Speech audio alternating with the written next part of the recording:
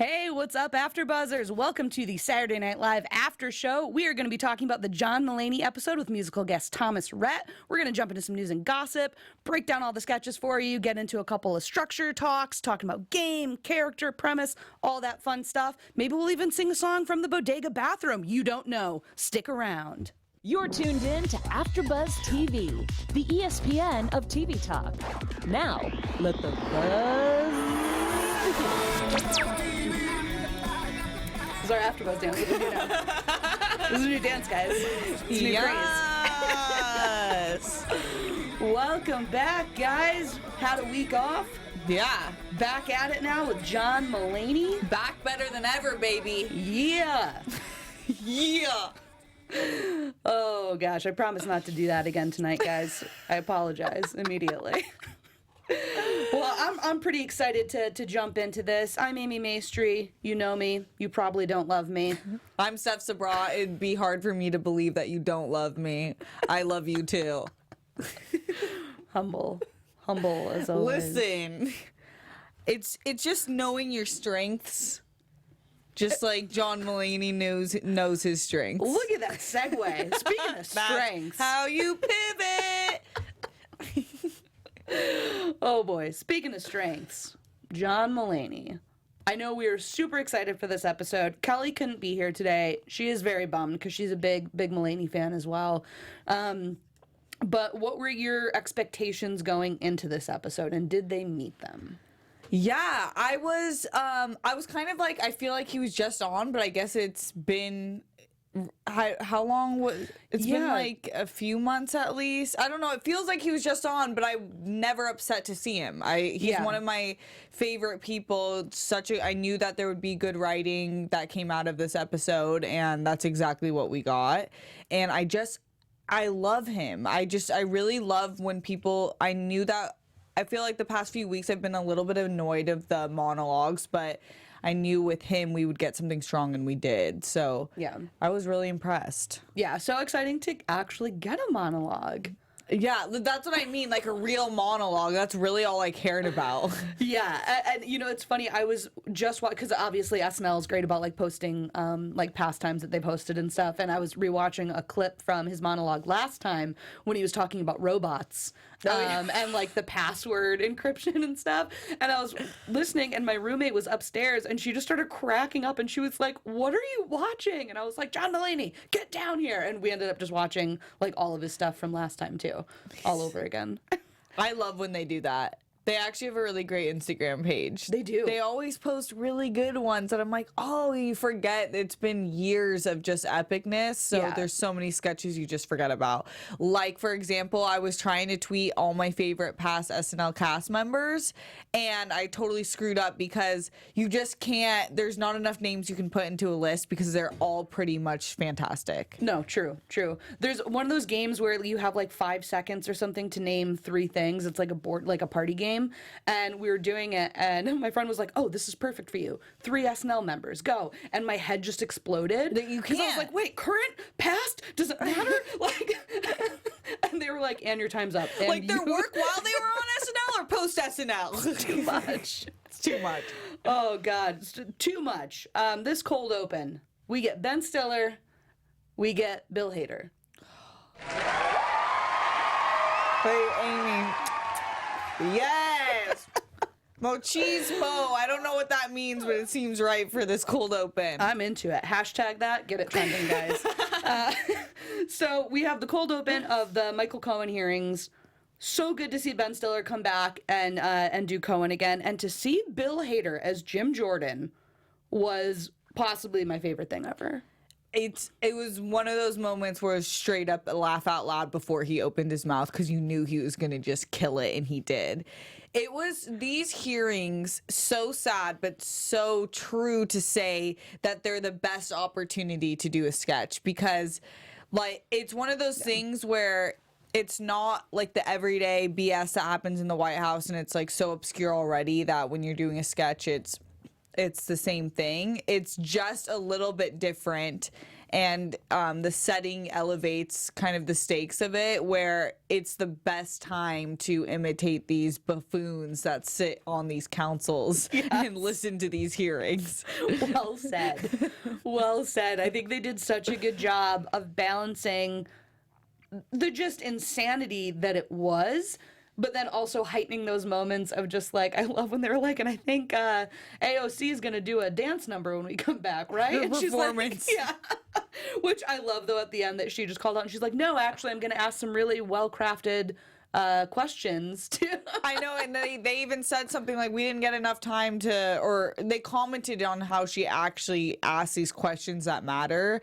And just quick shout out to her, because she's really killing it in those hearings, in the Senate meetings and the congressional meetings, wherever they are. She's always asking these questions where people are like, I don't know how to answer that, because she's getting to the root of the problem where a lot of people have failed. Yeah, so true. And I'd love to see Melissa get to do her in extended versions as well, because I love Melissa's impression of her so much, but also just because she is such a boss. Such a like boss. I just want to see more from her everywhere.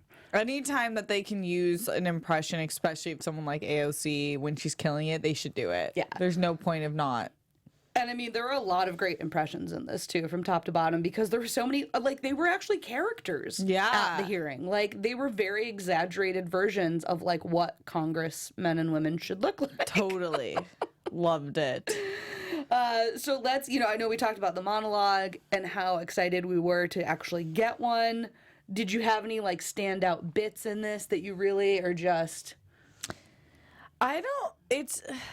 It's not that, this is the thing, I love him. I don't think he's like he's not my exact type of humor, but I know he's like a really good writer, and but it's kind of like Jimmy Fallon in that sense, where it's not that he's saying these hit like punchlines that are that funny. The whole thing is funny to me. Yeah. And his timing and his cadence is so impressive to me. I can listen to him all day. And so that when I'm watching him, I'm more focused on kind of like the technique, and I'm really like in awe of the way he presents his jokes and the way he sets things up. He's like a real storyteller. So true. So true. I feel like he is very similar to Ellen DeGeneres in the sense of, like, she is the queen of observational comedy and he is the king. Yes. And I want them to live in a castle together. Breakthroughs are happening. Because, like, this whole bit about just, like, their dog just staring at Woody Allen and being in the stroller.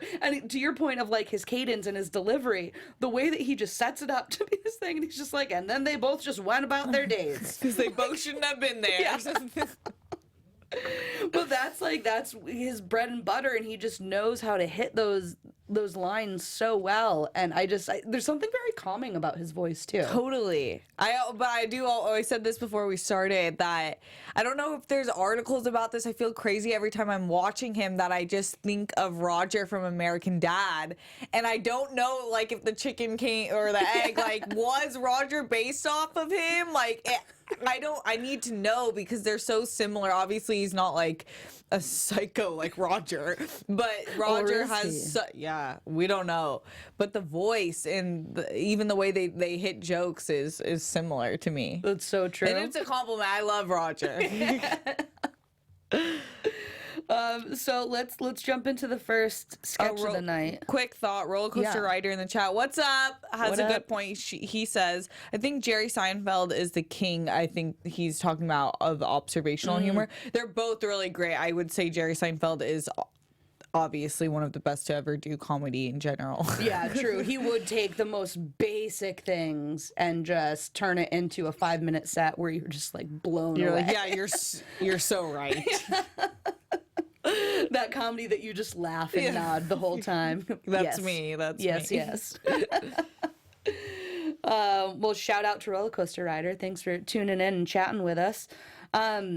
So yeah, let's jump into the first sketch, which I think tonight, I know normally for kind of our little segment, we'll do the anatomy of a sketch. Tonight I'm going to switch it up. I know we've done it once before, where at the top of each sketch, I'll just kind of break it down really quickly, just as far as the type of sketch that it was.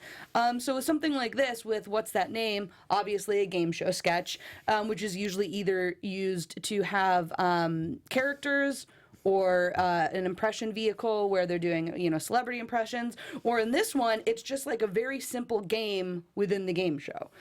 So I really loved getting to see Bill just be kind of insane as this game show host. So it was almost like we got to see this really fun character come through from Bill while we were also seeing the game of like, people don't remember acquaintances' names or best friends' significant others or things like that. So I think it was a really funny and clear game and a great example of a time to use a game show. Yeah, I completely agree. It was because it took one thing that's funny, like, yes, I forget all my friends, like significant others, unless they've really been implanted into my life. And then they add to it. So that's not just the only thing they're joking about. It's a few other different things. And I thought Bill Hader was just like, I'm just obsessed with him, and he's so good at really committing, like in that same way Kate does. Yeah. Where everything about him changes to the character. Like I think in this one, was it the flared nostrils and the way he was looking at the camera, and it was even different from the cold open character. So he's really just good at his job. It's so true. But everyone was. This was a hilarious sketch to me. It was one of my favorite game show sketches that we've done in a while. Yeah, and I think it helped that there were only 2 contestants. Sometimes when there's 3, obviously it's nice because if you do like a fish out of water where one of them's different than the other 2, you need that. But I think the pacing on this with only the 2 of them was nice. And the fact that Bill kind of had this running game alongside it of him just kind of like hating John Mulaney. And just kind of having it out for him in a weird way, which killed me at the end of when he has the camera come in close on him for when you were talking to women, and he just goes, "I would listen." It's commitment. Yes, you would. But yeah, Bill, spot on. He added so much to that. So there's a couple sketches tonight that were written a while back, which is always fun when you have someone who was either a Groundlings alum or has done SNL before, who's written for them in the past. John Mulaney last time did Lobster Diner. I loved that one. So good. Later in the episode, we'll get into the Bodega one. But this one, similar to Lobster Diner, was something that he wrote years ago, the toilet death ejector commercial. So this was something that he wrote with two female writers from the show. I don't have their names in front of me. In 2009, and it got cut like 3 different times, and it finally made it to air. Basically, I don't know what else to say about this other than it's insane. It's insane. And you are watching old people fly to their deaths away from a tolet into a bed. I've always wanted an ejector in my car in the front seat because someone's always like testing me. I'm like, I will literally eject you. There you go. Just get the toilet death version, but for your car. Yeah, exactly. I thought it was funny. I'm into it. Hilarious. I'm into it. Yeah, I like it. Before we do get into the next sketch, I just wanted to say thank you guys for making us the ESPN of TV Talk. We really appreciate you guys tuning in. One way you can help us grow, if you're on YouTube right now, hit that like button. Leave us a comment after the show ends. If you're listening on iTunes, hey, what's up? Give us those 5 stars, and also leave us a review there. We love to keep the conversation going wherever you are. AfterBuzz means so much to us. It's a place where we can talk about SNL. We can talk about all of our favorite shows and grow as hosts, and grow a little community with you guys. So thank you. Shout out to all of you in the chat right now. We love you. Hell yeah. Well said, Steph. Thank you guys for tuning in. So the next one was the Shark Tank Legal Edition. So this is an impression vehicle used solely to have those impressions be on display, but also taking in a couple of and making a parody of an actual show. Ain't no complaints with that. Oh my goodness. Whenever Cecily does Janine Pirro, I lose it. And getting to see her say, what was the line? I wrote Fox News fan fiction about this. A black gay man lying about being attacked. Beautiful. Beautiful. Oh my God. You know that I feel like I envision all the Fox News anchors just writing like fantasy porn of like things that are going on in like the liberal community. They're like, yes. Yeah. Well, and that's why I love too that like everyone talks about whether SNL is too left leaning or something. If someone on the left does something stupid, they call them out the same way that they call out someone on the right who does something stupid. So we just happened to do last stupid thing. I'm just sorry. As of right now. In the current climate, correct. But I do love, we were talking about it before we went on air. I think the line of the night was Chris as Jesse Smollett saying, "I broke humanity." And it got kind of like glazed over. And and I had to pause it and then go back because I was just like, that. You win everything. It's such a good way to describe what happened. Oh, it is, yeah. Because that is what happened. Yeah. And I do want to say something on that topic when people are like, I've heard some people be like, do you know how far this sets back like the black community? I'm like, shut up. Do you know how many bad people in each community that we have? And if we use them as a representation of what that community is and what we stand for, like that is so, like that's a comment that's similar to, I'm not racist, I have a black friend. Like, shut up. Yep. Like Jesse Smollett broke humanity because of himself. Speaking of which, actually, I forgot in the cold open the moment when Mr. Meadows brought out that black woman who worked for Trump. Omarosa. I was so glad that they did that, and they did it in such a great way, bringing her out like that. Like, I'm not Omarosa. Yes, can I leave? Yes, please. Oh God. So then we had another digital short character that's recurring for Pete, Chad. I just like Chad. I just like using Pete Davidson in more sketches. Yeah. I think he's really rising to the occasion of being able to be more than a stand-up. Yeah. And I think Chad is an easy one for him. It's kind of like in character. It's like Broad City's Alana and Abby. Exactly. It's basically him, I feel like, what he's like at home. Like, yeah, all right. Who cool. dis? Who dis? I think putting him in this situation with a serial killer, with like a murderer trying to like get him to play into all these games, but he's too dumb to figure them out. Perfect. Like such a great use of that character. Yeah. And then so we had the wedding party, or the party sketch where John Mulaney is Eggo's boyfriend. Thank you. We got Eggo. We got to see some Eggo. It's about time. Like, I can't even make a judgment about her as a cast member because she hasn't gotten an opportunity. Like, yeah. I know that, and we talk about it all the time, I know there's politics, but I'd rather see a bad sketch than not see someone perform. Exactly. Like, exactly. give them the chance. Yeah. And I mean, I think she was great in this. I mean, a very easy premise sketch of this guy who is like the whitest person alive, which is John Mulaney. Essentially. Him of, knowing all the people there more than she does, even to an extent. And I thought it was fun, but it never went anywhere for me. It was a funny idea, funny execution. I wanted to see more, though. It just kind of stayed at the same level for me. Yeah, it is a funny premise. And I like that it did take the twist where instead of him being like people dismissed him, he knew everyone. I do like that, but I agree it could have elevated one more step. Yeah. Yeah. And I mean, it's always the things that they were coming up with in the cha-cha slide for them to be doing. John Mulaney's face of just like, he was just so over it the whole time, which was great. But yeah, it was at least good to get to see Eggo in a little bit. So, musical guest, Thoms Rhett. I'm not a country fan. I don't know if you can tell, but it's the same. But I will say my parents love him. And obviously he's huge in the country community. Yeah. And I mean, I thought that I liked the second number with like the horns coming out and everything, so I thought that was fun.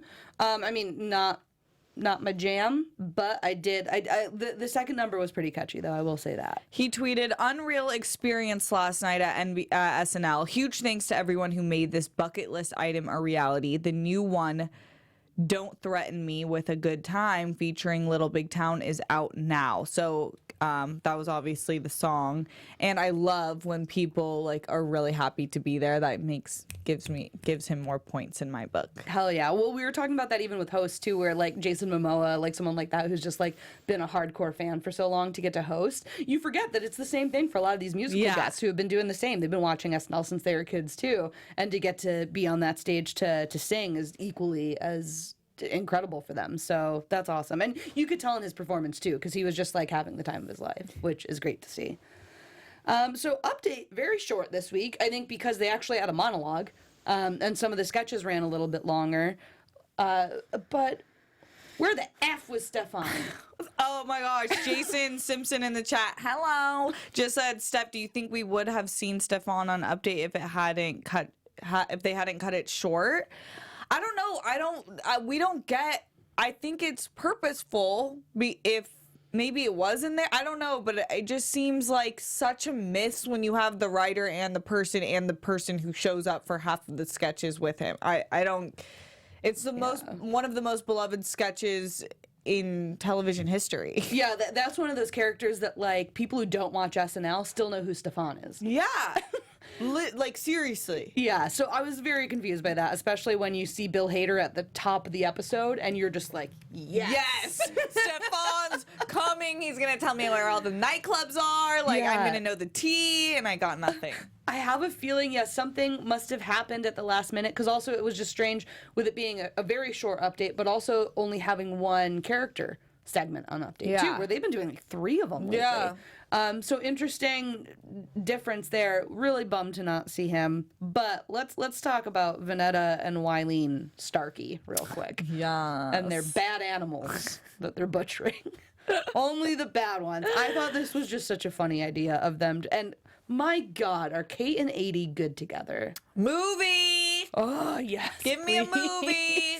Please, I need to see a buddy comedy with the two of them. I'm dying to see that because I saw it with Mila Kunis and Kate McKinnon, the spy who dumped me. If you haven't seen it, you should see it. It's actually hilarious. I don't think it got enough credit. But imagine Adie and Kate in a movie. Oh, man. I need to see it. The two of them just have so much fun together. You can tell they just love writing together, too. But I think this was just a great idea of these two women. And my God, how bad did the meat thing must have smelled? Oh, my gosh. I love that that's the thing that it takes, like, for Kate to just fully lose it, is just, like, bad-smelling meat. I loved it. I loved it so much. Big Meat Boy, Colin Jost. Big Meat Boy. Always his name now. So, Bodega Bathroom was next. I want to save it for last, though, so let's jump into the last sketch really quickly. The Cinema Classics, which they've done a lot of times before. Premise sketch, great character work from Kate. I just want to see Kate try to whistle for the rest of my life. 100%. Her whole everything that she did in this was just so brilliantly executed, and she even started to crack a little bit in this, but I think just her and John together in it and the way that she just fully immerses herself in everything, great showcase for her. Totally. And because I think it was last episode, we haven't gotten that many Kate-based sketches, I feel like, in the past few weeks, in my opinion. But I could be biased because I would like every sketch with her, so. She wasn't in a sketch. How dare they? She's really in, like, every one. I don't know. Maybe I need to bite my tongue on this one. More Kate! More Kate, please. Less Kenan. Okay, he wasn't bad this episode. I didn't want to punch him the whole time, so yeah, I guess he was okay. I'm always a defender of him. I really don't think he was bad. I will say, let's talk about Bodega Bathroom. So like we talked about earlier, last time John Mulaney hosted, they did Lobster Diner, which is an idea that he pitched ages ago when he was in the writer's room. It never got to air. He finally got to do it, and it was amazing. Amazing. Premise of a guy orders lobster at a diner. Why would they do that? And then they do a Les Mis musical. In this one, they have Rent, they have Willy Wonka, they have Cats, they have the Seymour reference for Little Shop of Horrors. My goodness, what were your thoughts on this? It was so freaking good. Because not only did they have those songs, from all those musicals, but they tied in the storyline somehow. And that's really, really smart writing. So on top of smart writing, you had everyone in character 100%. And I think that they like really went for it. And the set was amazing. Right? Amazing. The writing was amazing. It was just one of the best sketches I think we've seen all year. Yeah. It was a 3-act play. She was describing it to our producer, Bree. Hey, Bree. In the booth before, and she's like, it's a 3-act play, so get ready for it. Like, you're going to need to sit down, grab some popcorn. Straight up. Take an intermission, go get some wine. Yeah, like the specificity of the lines of like the things that you see in a bodega and the things that you come across. But then also, like you said, the set.